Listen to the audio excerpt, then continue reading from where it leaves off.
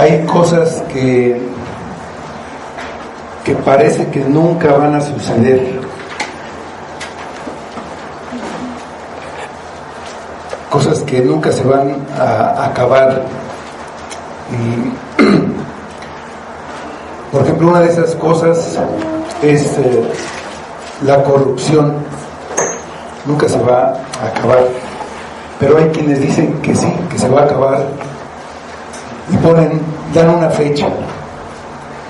El 1 de diciembre. Pero vamos a ver el 2 de diciembre, a ver si ya se acabó la corrupción o tiempo después. Y bueno, entonces tenemos esa esperanza de que algún día se va a acabar la corrupción. Y podemos preguntarle, bueno, ¿cuándo podría ser? ¿Cuándo se podrá acabar la corrupción? Ahí en mi pueblo hay un dicho que dicen, bueno, cuando las vacas vuelen, entonces va a pasar eso. Y alguno dirá, bueno, pues de acuerdo a eso, yo creo que sí se va a acabar la corrupción ya. ¿Por qué? ¿Acaso viste una vaca volar? Dice, bueno, no exactamente, pero el precio de la carne está por las nubes. Entonces, ya las vacas están volando. Sería una interpretación un poco forzada, ¿no? Pero bueno, hay señales que muestran ciertas cosas. Y vamos a hablar un poco de esto ahí en el Evangelio de Marcos, en el capítulo 13. Vamos a leer de los versículos del 1 al 13.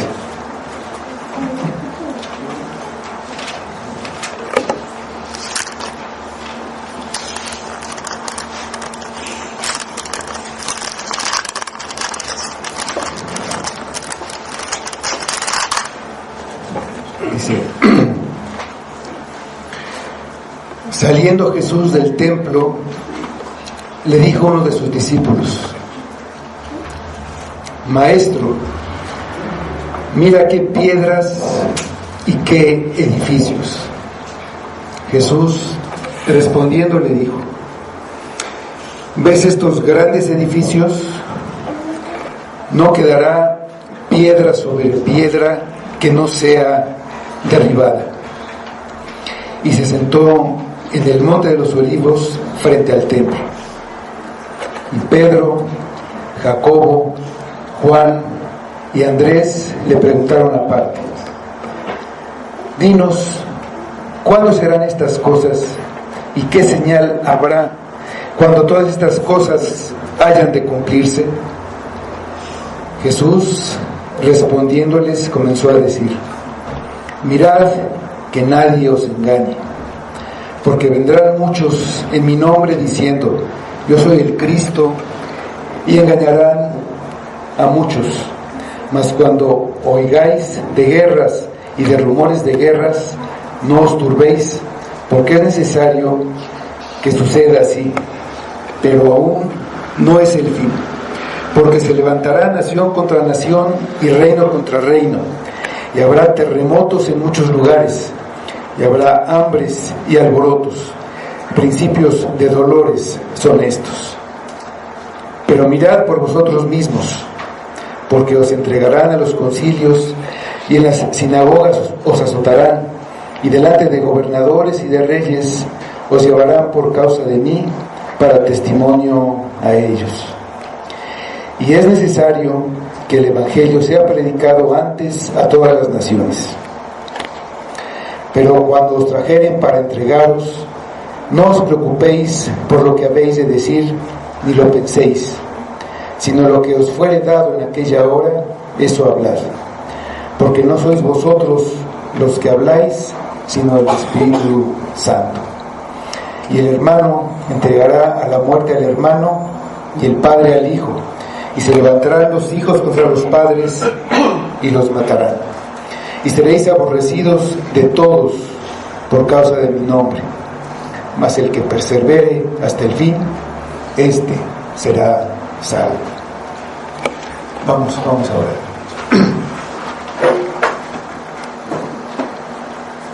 Señor,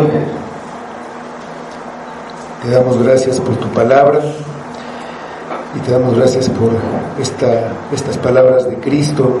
Estamos en un pasaje difícil de entender, pero te pedimos que tú traigas claridad por medio de tu Espíritu, que traigas pues tu palabra, le des el sentido adecuado para nosotros, lo que necesitamos entender, lo que necesitamos ver y escuchar de este pasaje, de este evangelio, y que ahí podamos ver a Cristo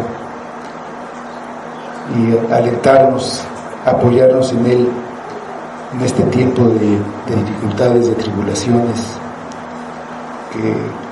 que pasamos, que nunca han dejado de estar en el mundo, y que pues a todos nos toca vivir de una manera u otra. Ayúdanos, Padre, ponemos este tiempo en tu mano, te pedimos que abras nuestro corazón, nuestro entendimiento, que nos des luz, que alumbres tu palabra y la hagas brillar, para que nos ilumine en este mundo de tinieblas. Obra tú en tu iglesia, Padre, trae la verdad, trae conocimiento, trae entendimiento, más conocimiento acerca de ti, y que eso nos dé paz, nos lleve más cerca de ti y vayamos caminando hacia la eternidad. Pedimos todo en el nombre de Cristo, que sea para tu gloria. Amén.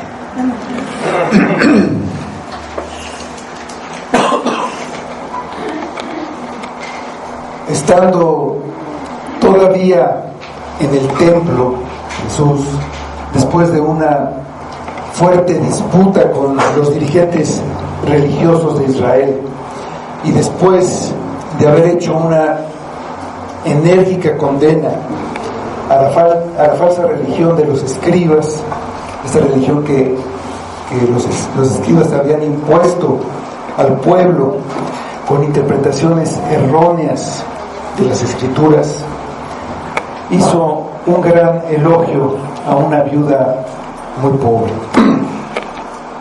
Ella, a pesar de las enseñanzas religiosas que promovían la hipocresía con prácticas externas para ser vistas por los hombres, y a pesar de la dificultad, de las privaciones que enfrentaba debido a su pobreza, dio todo lo que tenía, todo su sustento, demostrando de esta manera que conocía a Dios, que amaba a Dios, que confiaba plenamente en Él, que vivía por fe, amando a Dios sobre todas las cosas, más que a nada, más que a su propia vida. Por eso, aunque dio 2 de las monedas más pequeñas que existían, dio más que todos los ricos que echaban gran cantidad de dinero, porque ellos echaban de lo que les sobraba, pero ella se dio a sí misma, dio todo. Y no olvidemos a esta viuda, vamos a tenerla presente en todo lo que sigue. Dice, bueno, tenemos aquí, primero tenemos la profecía sobre el templo, y dice el versículo 1 de este capítulo 13: saliendo Jesús del templo, le dijo a uno de sus discípulos: Maestro, mira qué piedras y qué edificios. Jesús respondiendo le dijo: ¿ves estos grandes edificios? No quedará piedra sobre piedra que no sea derribada. Entonces Jesús salió del templo acompañado de sus discípulos para dirigirse al monte de los Olivos, y hubo una gran inquietud de parte de ellos, de los discípulos. Marcos aquí dice que uno de sus discípulos hizo una observación acerca del templo. Mateo dice que fueron sus discípulos en general, y Lucas dice que algunos de sus discípulos. Seguramente comenzó uno de ellos y luego se sumaron otros, los demás, a los comentarios sobre el templo. Pero lo que hay que notar aquí es que hubo algo que les había llamado la atención, algo que les había causado inquietud y había despertado también cierta curiosidad. En el relato de Mateo, en el pasaje paralelo, da una versión más extensa de la condena que hizo hacia la nación judía debido a la falsa religión que ellos profesaban. Esta nación, el pueblo de Israel, se sabía el pueblo escogido por Dios, pero se habían llenado de orgullo. Realmente no conocían a Dios y se habían desviado a hacer solamente obras externas, a las apariencias, a las tradiciones, a la interpretación legalista de la falsa religión de los escribas y de los fariseos. Como nación habían rechazado a Dios y a los profetas desde hacía mucho tiempo, a todos los profetas que les envió para corregirlos. Como Jesús les había dicho poco antes en esa parábola de los labradores malvados que querían apoderarse de la viña matando al hijo del dueño. En la parte final, esa condena que hace ahí en el Evangelio de Mateo, hizo un lamento sobre Jerusalén. Vamos a ver en Mateo 23, capítulo 23, en los versículos 37 a 39. Antes de toda esa condena hacia la religión judía y hacia la nación en general, y dice ahí: Jerusalén, Jerusalén, que matas a los profetas y apedreas a los que te son enviados. ¿Cuántas veces quise juntar a tus hijos como la gallina junta a sus polluelos debajo de las alas, y no quisiste? He aquí, vuestra casa os es dejada desierta, porque os digo que desde ahora no me veréis hasta que digáis: bendito el que viene en el nombre del Señor. Y si recordamos, esas son las palabras que había gritado el pueblo cuando Jesús estaba entrando a Jerusalén, cuando todos lo aclamaron. Pero con estas palabras que leímos, Jesús muestra el profundo amor que tenía por la ciudad de Jerusalén, esa ciudad que Dios escogió para que se construyera ahí el templo. Fue escogida especialmente por Dios. Su presencia estaba representada ahí en el templo. Y aquí vemos el anhelo y el esfuerzo de Jesús para que esa ciudad de Jerusalén fuera ganada para su reino. Él lo está ilustrando con una imagen sacada del Antiguo Testamento, cuando Dios encontró a su pueblo en el desierto, gran necesidad, lo cuidó, y como un ave que revolotea sobre sus polluelos y abre sus alas sobre ellos para protegerlos, así lo hizo, pero ellos lo rechazaron. Vamos un momentito a Deuteronomio 32, versículos 10 y 11, para ver esta imagen. Hay otras partes de la Escritura que tratan el tema parecido, en Isaías hay otro, pero vamos a ver de Deuteronomio 32, versículos 10 y 11, que dice: la halló en tierra de desierto y en yermo de horrible soledad. Lo trajo alrededor, lo instruyó, lo guardó como a la niña de su ojo. Como el águila que excita su mirada, revolotea sobre sus polluelos.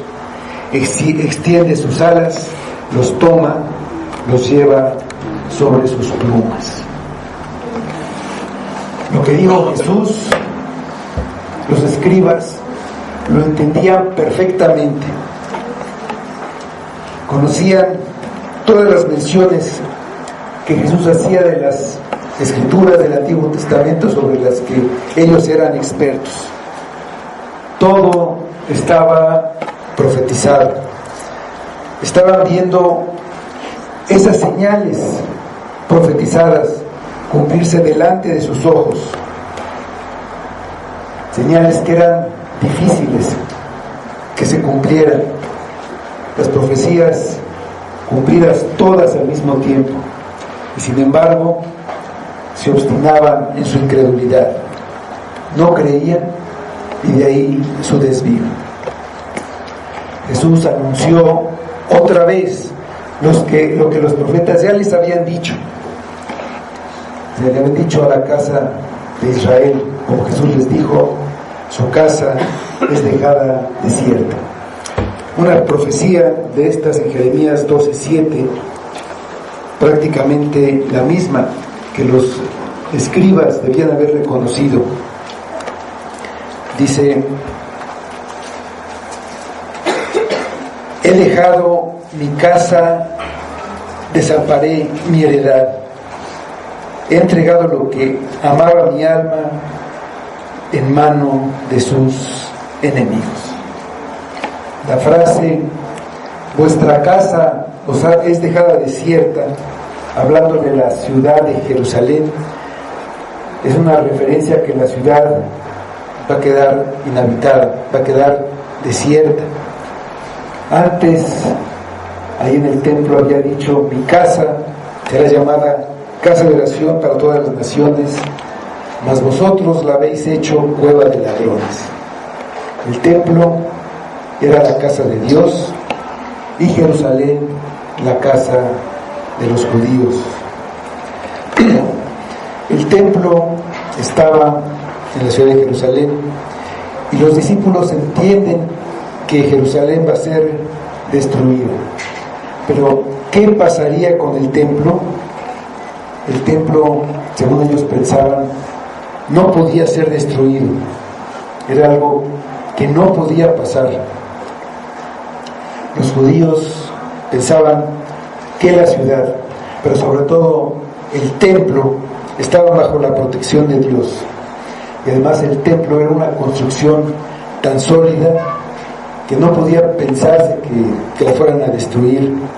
Era algo que solo pasaría si se acababa el mundo.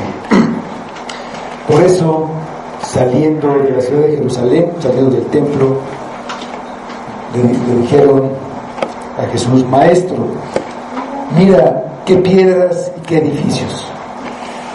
Marcos dice que le pidieron que diera las grandes piedras. Si los edificios, como hemos comentado en alguna ocasión, se ponía una piedra, la piedra angular, una piedra muy escogida, muy especial, que lleve a todo. Y había ahí muchas piedras enormes. Le dijeron: mira qué magníficos edificios. Mateo habla de los edificios y Lucas hace notar las hermosas piedras y habla de las ofrendas votivas que adornaban el templo. Y todo eso fueron causa de las exclamaciones de los discípulos. El templo era una construcción extraordinaria. El templo que construyó Salomón, un templo lujosísimo, fue destruido por los babilonios. Al regreso del cautiverio de Babilonia, se construyó un segundo templo mucho más modesto que completó Zorobabel. Este templo el rey Herodes lo amplió, lo hizo mucho más grande, lo renovó, y él empezó en el año 19 a.C. y en el tiempo de Jesús todavía no estaba totalmente terminado, pero era una maravilla arquitectónica de su tiempo. Los judíos le dijeron a Jesús: este templo fue construido en 46 años y tú en 3 días lo levantarás. Construir nada más para lo enorme de la construcción que era.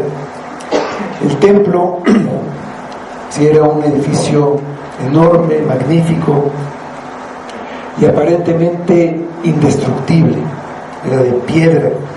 Había partes que estaban cubiertas de oro que se veían desde lejos. Los que llegaban dicen que les deslumbraban.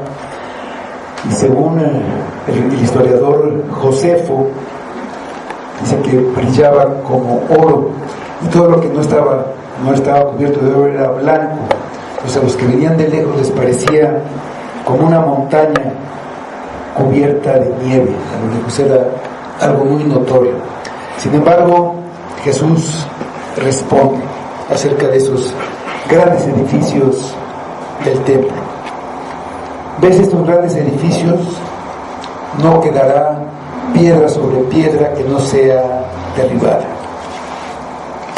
No quedarás piedra sobre piedra, es una figura hiperbólica, de cierta manera se puede decir como una exageración para que se entienda, pero es una manera de hablar que dice que serían destruidos totalmente, como finalmente ocurrió. Solo quedaron algunos fragmentos de un muro que se le da el nombre del muro de los lamentos, que realmente no formaba parte del templo, sino que estaba abajo en un muro de contención donde se hizo la plataforma donde se levantó el templo. En la época de Jesús había en el Imperio Romano pues una relativa paz, pero unos años después los judíos se rebelaron por cuestiones de impuestos y también por cuestión de que tenían que presentar un sacrificio al emperador del templo, y se rebelaron en el año 67, y al principio tuvieron éxito, lograron el grupo de los llamados los celotes contener los ataques de los romanos y expulsaron algunas legiones, pero el emperador Vespasiano mandó un gran ejército al mando del general Tito, que era su hijo, que después llegó a ser emperador, y que sitió la ciudad de Jerusalén. No dejó entrar alimentos durante mucho tiempo, entonces hubo hambres como las que estaban profetizadas, hasta que tomó la ciudad en el año 70. Y el odio que se había despertado fue tan grande que arrasaron con todo. Con el templo que pensaban conservar fue destruido totalmente, literalmente fue aplanado, dejado plano, no quedó nada. Se cree que murieron alrededor de 1 millón de judíos que habían ido a refugiarse en la ciudad de Jerusalén en esta guerra. Dice Josefo: todo el resto del muro que rodeaba la ciudad fue tan completamente arrasado hasta el suelo que no quedó razón alguna para que los futuros visitantes del lugar pensaran que jamás hubiese sido habitada. O sea, quedó desierta totalmente. Israel dejó de existir como nación. Fueron dispersados por todo el mundo y perdieron su territorio, ya no eran una nación. En cuanto a ser la nación especialmente favorecida por el Señor, lo dejaron de ser cuando, como nación, rechazaron al Mesías que Dios les había mandado, muchos años antes de que empezara esta guerra. La destrucción del templo suponía necesariamente el fin del judaísmo tal como se había conocido hasta ese momento. El templo no solo mantenía unida a la nación, sino que era además el lugar de encuentro entre Dios y el hombre. Allí era donde se realizaban los sacrificios que servían para hacer expiación por los pecados del pueblo. Y allí era también donde los israelitas acudían para las grandes fiestas, las grandes celebraciones religiosas, las fiestas nacionales. La religión judía perdía sentido sin su templo. Los discípulos entendieron que habría un cambio total, un nuevo orden, y ese sería el reino de Cristo. Israel había sido el medio para que el Salvador del mundo viniera. La profecía de que Abraham sería bendición para todas las naciones se cumplió en Jesucristo, pero la nación lo rechazó. Quisieron quedarse con la gloria para ellos, con una religión que les daba privilegio solo a ellos, pero la viña les sería quitada y dada a otros labradores que dieran fruto. La destrucción de Jerusalén y del templo dejaba a la iglesia de Cristo en la libertad de llamar a todos, sin estar atada a un lugar, a una ciudad o a un templo. ¿Cuándo se cumplirá? Dicen los versículos 3 y 4. Y se sentó en el monte de los Olivos frente al templo. Y Pedro, Jacobo, Juan y Andrés le preguntaron aparte: dinos, ¿cuándo serán estas cosas? ¿Y qué señal habrá cuando todas estas cosas hayan de cumplirse?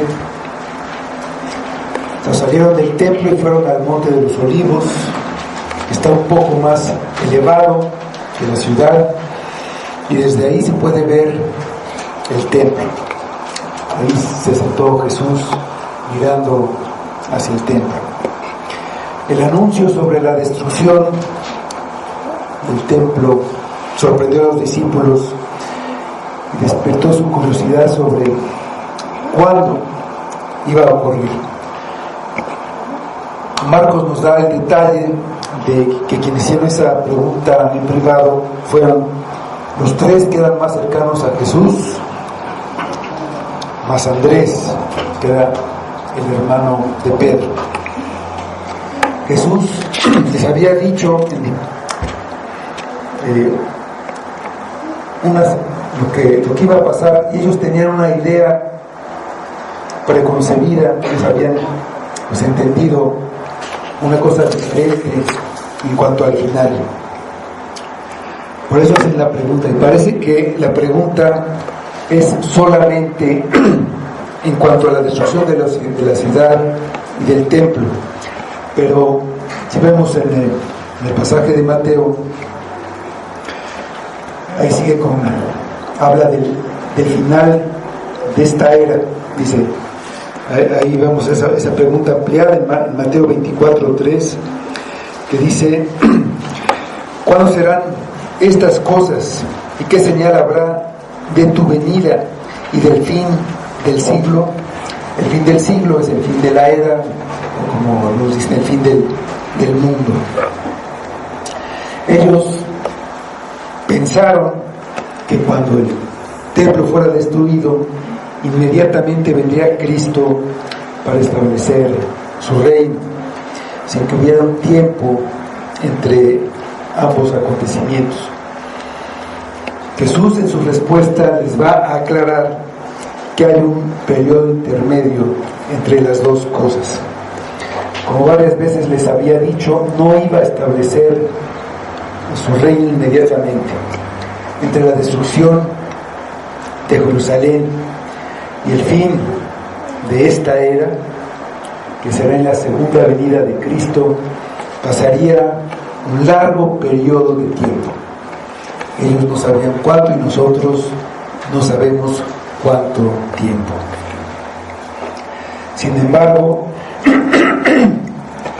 los discípulos tenían razón en que había una conexión entre el juicio que se iba a efectuar en la nación judía y el juicio final.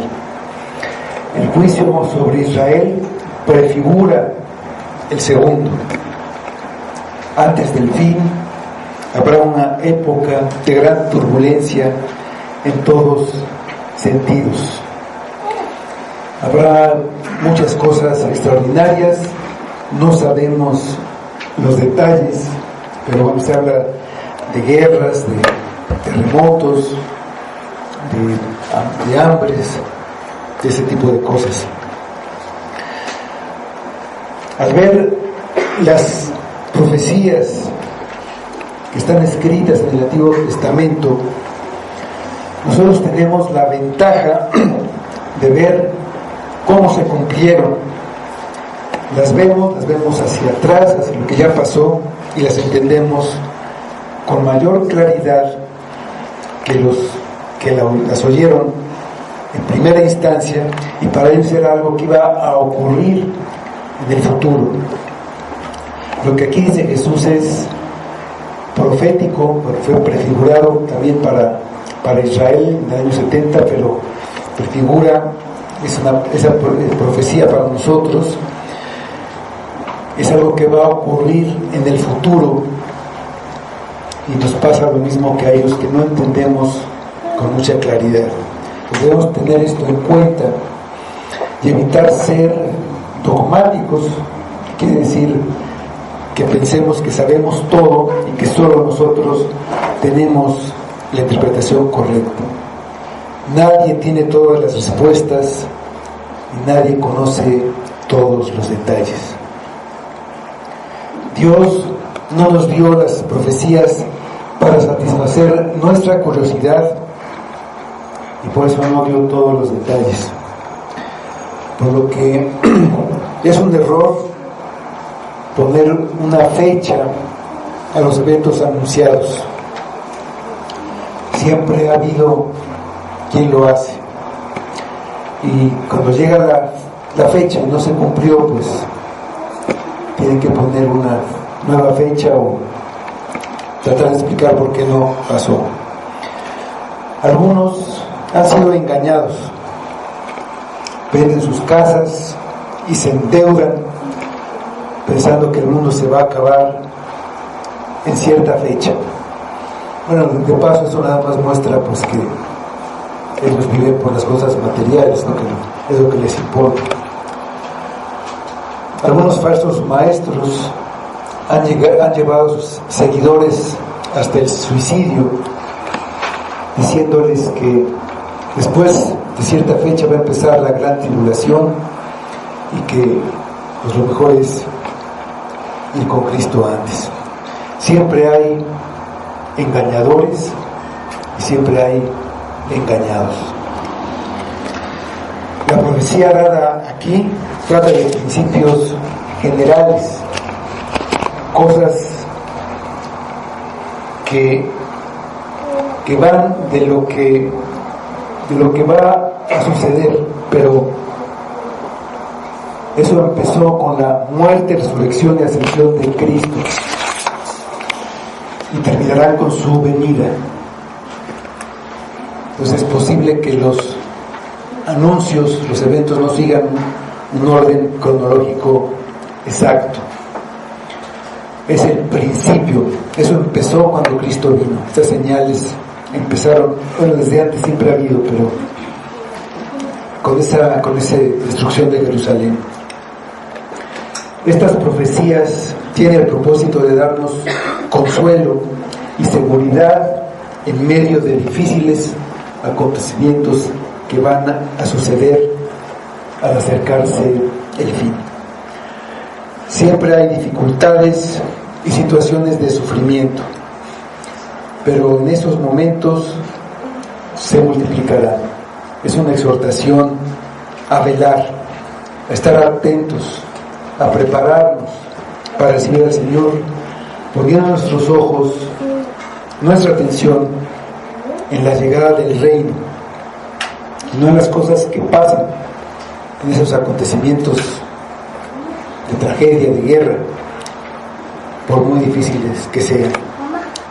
Tenemos después la respuesta de Jesús. En los versículos 5 al 8 dice: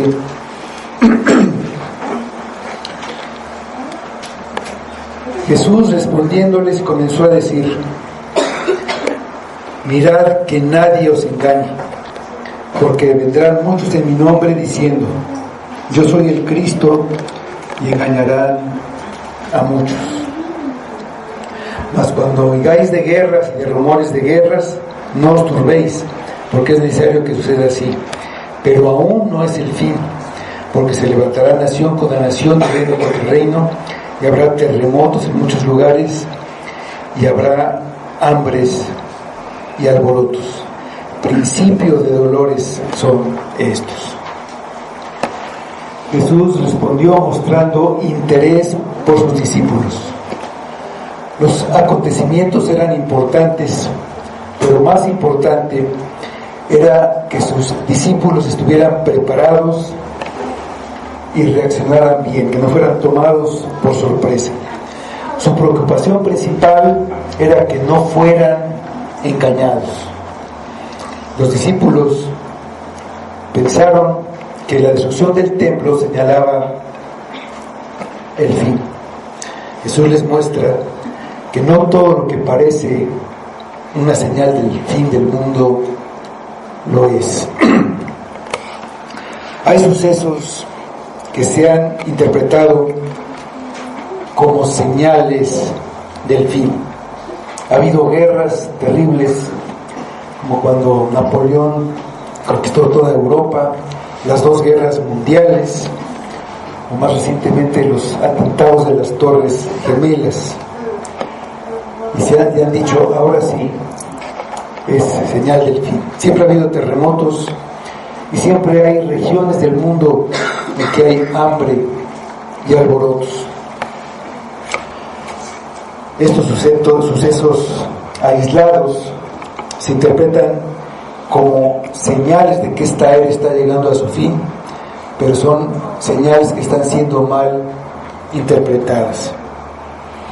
Se ha dicho que hay más terremotos que antes y que son más intensos, pero la verdad es que siempre ha habido, quizá no se han registrado todos, pero siempre ha habido. Y Jesús lo que dijo es que estas cosas eran solo el principio de los dolores, haciendo una analogía con los dolores del parto, que empiezan y poco a poco van aumentando, pero el principio marcado por esos dolores quiere decir que viene, es lo que hay que poner atención, que viene el parto, ¿no? Pues marcan el comienzo, no indican el fin. A través de la historia, las guerras y los rumores de guerra nunca han cesado.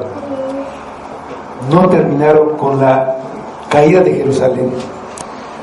Se han seguido cumpliendo a través de los siglos. Se ha levantado nación contra nación y reino con reino. Y las guerras son cada vez más violentas y más destructivas. Cuando se escoge una guerra en particular para decir que ahora sí viene el fin del mundo, se ha producido una falsa señal. Jesús predice la venida de los que dirán: yo soy el Cristo, y engañarán a muchos, pero los que les crean demostrarán que nunca fueron parte del verdadero rebaño de Cristo. Como dice Juan, salieron de nosotros, pero no eran de nosotros. A pesar de la clara advertencia que nuestro Señor dio a sus discípulos, muchos miembros de iglesias en nuestros días se llenan de admiración ante un maestro que habla con seguridad sobre las señales de los tiempos y se esfuerzan en demostrar a su audiencia, y dice, en base a la profecía, que esta o aquella terrible batalla o terremoto destructivo o tragedia o hambruna devastadora es la señal infalible del inminente regreso de Cristo. Hay grupos de judíos mesiánicos que tratan de dirigir todo hacia la nación judía, hacia el pueblo de Israel, a Jerusalén y al templo. Entre otras cosas, dicen que el templo tiene que ser reconstruido para que Jesús regrese y entonces venga el fin. Para ellos todo tiene que ver con los judíos, porque dicen siguen siendo el pueblo de Dios y la iglesia es otro pueblo de Dios. No entienden que siempre ha habido un solo pueblo de Dios. En el Antiguo Testamento era la descendencia física, era por descendencia por los descendientes de Abraham. El pueblo nuevo de Dios, la iglesia de Cristo, ahí ya no importa la descendencia. Todas las naciones son bendecidas en Cristo. Es la simiente espiritual de Abraham, es por la fe. Es el nuevo pueblo de Dios. Los sucesos que se mencionan tienen su significado. Son escalones que llevan a la meta final. Por medio de ellos, el fin de la era se prefigura y se ve más cerca, y el plan de Dios sigue adelante. Además, vemos que hacia el final de la era presente, estas perturbaciones ocurrirán juntas. Dice en Mateo: cuando veáis todas estas cosas, conoced que está cerca, a las puertas. Todas estas cosas. Dice, volviendo a nuestro texto, en el versículo 9: pero mirad por vosotros mismos, porque os entregarán a los concilios y en las sinagogas os azotarán, y delante de los gobernadores y de reyes os llevarán por causa de mí, para testimonio a ellos. Hasta este punto, las señales de guerras, de hambrunas, todas esas señales afectan a toda la humanidad sin ninguna distinción. Pero aquí se suma un sufrimiento adicional que aflige exclusivamente a los creyentes. La luz del Evangelio es incompatible con las tinieblas del mundo. La hostilidad hacia Cristo por parte de sus enemigos será extensiva para sus seguidores. Las persecuciones en las sinagogas, los concilios, los procesos ante los tribunales paganos concuerdan con el relato que Lucas hace en el libro de los Hechos de los Apóstoles, y han seguido sucediendo a través de los siglos, en los que la iglesia oficial y el Estado se han unido en contra de Cristo, como lo hicieron Caifás y Pilato en su tiempo. Y así se persigue a los verdaderos creyentes. La falsa religión siempre persigue a la verdadera. Caín, el de la falsa adoración, no soportó la verdadera adoración de su hermano Abel y lo mató. Ismael, que había nacido según la carne, perseguía a Isaac, que había nacido según el Espíritu. Así también ahora, dice en Gálatas. Siempre ha sido así y así es ahora. Esto va a suceder por causa de Cristo. Pero cuando alguien persigue a un discípulo de Cristo, persigue a Cristo mismo, y es para testimonio a ellos. Dice en el versículo 10: y es necesario que el Evangelio sea predicado antes a todas las naciones. La razón fundamental por la que Cristo no vendría inmediatamente después de la destrucción del templo, como los discípulos habían supuesto es que él quería que la nación judía y también todo el mundo gentil tuvieran la oportunidad de conocer el Evangelio y arrepentirse. Es necesario que el Evangelio sea predicado antes a todas las naciones. Los gentiles estaban incluidos desde el principio del plan de salvación de Dios, el plan de redención divina. Desde el principio la salvación fue para todos los que por la soberana gracia de Dios pusieran su fe en Cristo, fueran gentiles o judíos. Por el libro de los Hechos de los Apóstoles sabemos que aunque hubo miles de judíos que se arrepintieron y creyeron en Cristo, la nación se mantuvo firme en su rechazo a Jesús. Sin embargo, durante el primer siglo, los apóstoles y otros evangelistas fueron a todo el mundo conocido y los llenaron con el mensaje de salvación, y muchos gentiles se convirtieron y se llegaron a establecer iglesias por todas partes.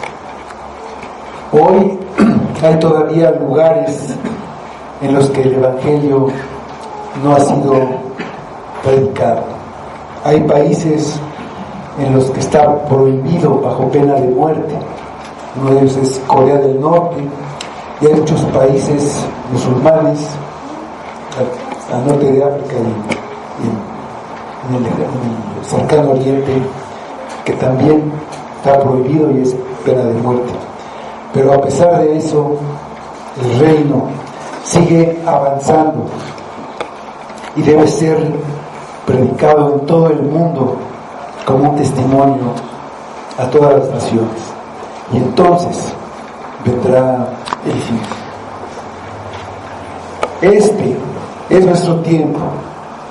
Por eso estamos aquí todavía, para predicar el Evangelio. No hay otra razón. Vamos a vivir en una continua tribulación, en una continua persecución. Es el principio de dolores. Si no eres perseguido por causa de Cristo, tal vez tu religión, la religión que vives, sea la falsa religión. Si no eres perseguido por lo que dices, por cómo vives, el mundo te ve como uno de los suyos. No has hecho ninguna diferencia. Si no predicas el Evangelio, has desertado, has abandonado a Cristo. Muchos, cuando viene la persecución, prefieren esconderse. A nadie le gusta tener oposición. La oposición no es agradable y algunos no la quieren sufrir, no la quieren soportar, y entonces prefieren callar.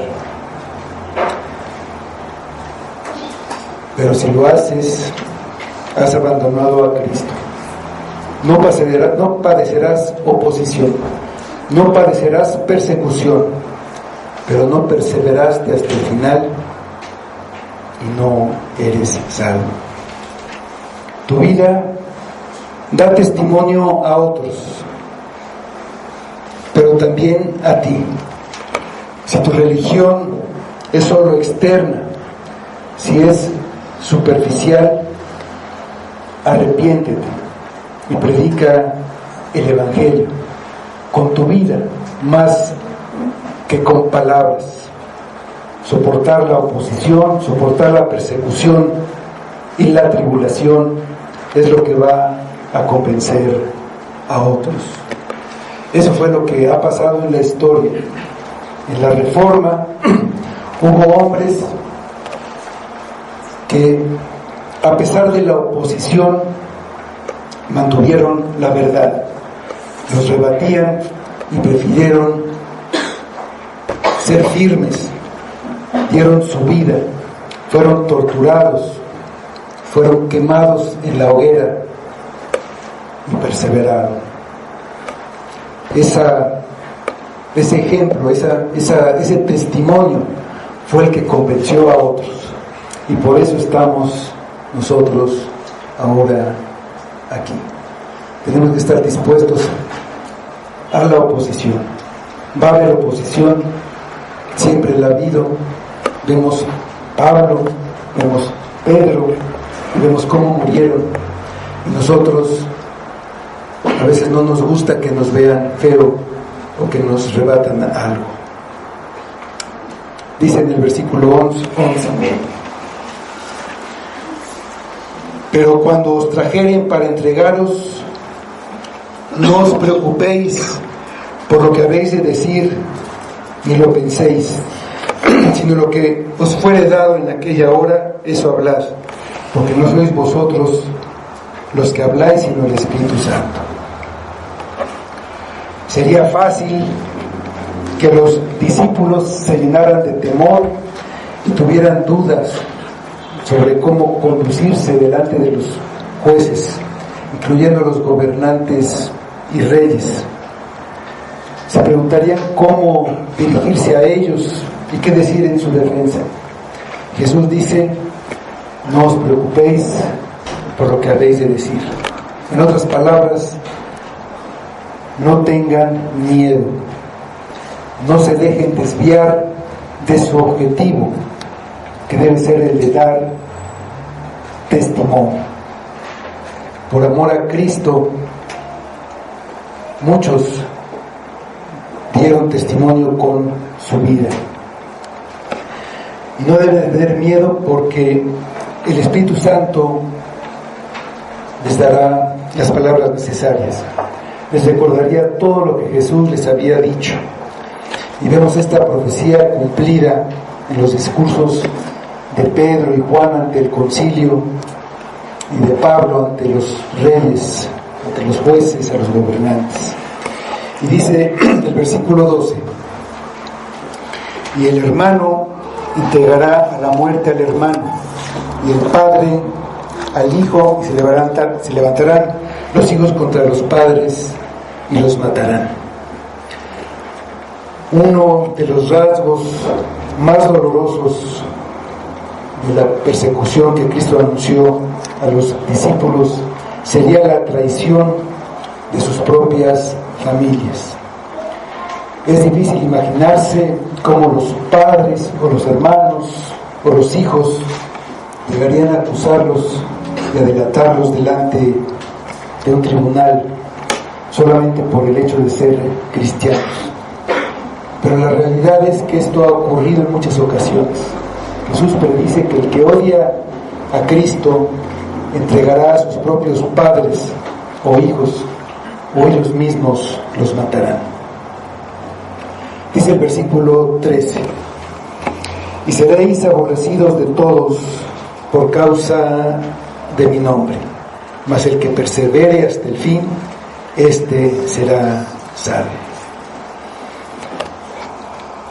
El conflicto con la familia es por causa de Cristo, pero más que con la familia es con todos, con todo el mundo. Ya había mencionado las autoridades civiles y religiosas, también a la propia familia, pero ahora se añaden el mundo en general. Esto es lógico. Si el mundo odia a Cristo, odia también a sus seguidores, a sus representantes. Eso ha sido una constante en toda la historia de la Iglesia. Dice: también todos los que quieren vivir piadosamente en Cristo Jesús padecerán persecución, dice 2 Timoteo 2:13. Todos los que quieran vivir piadosamente en Cristo van a tener persecución, van a tener oposición. Si no la tienes, es que no vives piadosamente. mas el que persevere hasta el fin, éste será salvo.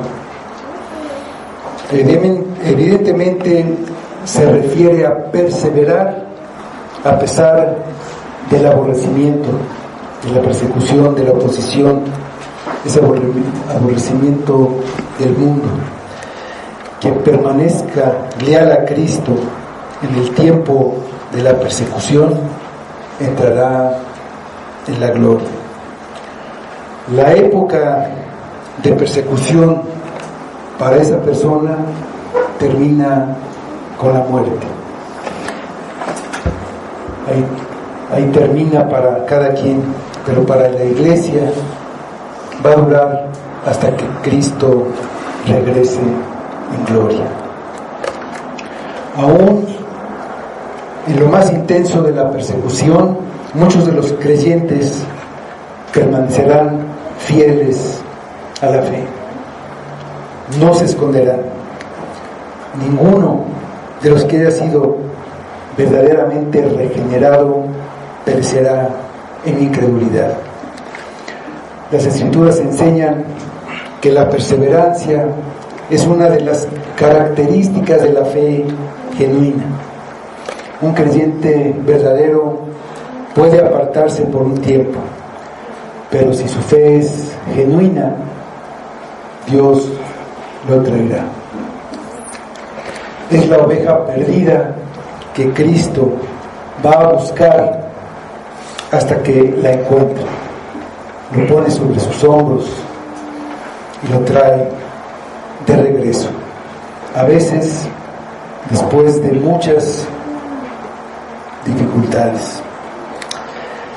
Perseverar hasta el fin no significa que se tenga que ganar la salvación esforzándose en perseverar hasta el fin, ya que una salvación así no sería una salvación por fe, sino que sería la obra de perseverar. No sería una salvación por gracia, sino sería un merecimiento, un pago que Dios estaría obligado a dar a los que perseveraron. Y no es así. Pero en el tiempo de persecución, aquellos cuya adoración a Dios haya sido solamente externa, pero no de corazón, desertarán. Algunos simplemente se alejarán, otros se unirán a las fuerzas del enemigo, y algunos de ellos tal vez serán los que delaten y entreguen a los miembros de su propia familia. Los realmente regenerados no les van a importar las tribulaciones ni la oposición y permanecerán firmes hasta el fin. Los falsos creyentes o los que siguen a la religión falsa, cuando hay persecución o dificultades, se alejan. Lo que realmente les importa es su comodidad, su bienestar. Ellos mismos están en primer lugar, no está Cristo, no está Dios, y terminarán uniéndose a los perseguidores. Recordemos a esa viuda pobre que mencionamos al principio, que dio todo lo que tenía. Ella estaba perseverando hasta el fin. Ella era salva. A pesar de los engaños, de los desastres y la angustia que vienen, los verdaderos discípulos soportarán, no desertarán. Cree en Cristo, confía en Cristo. El tiempo del fin se acerca.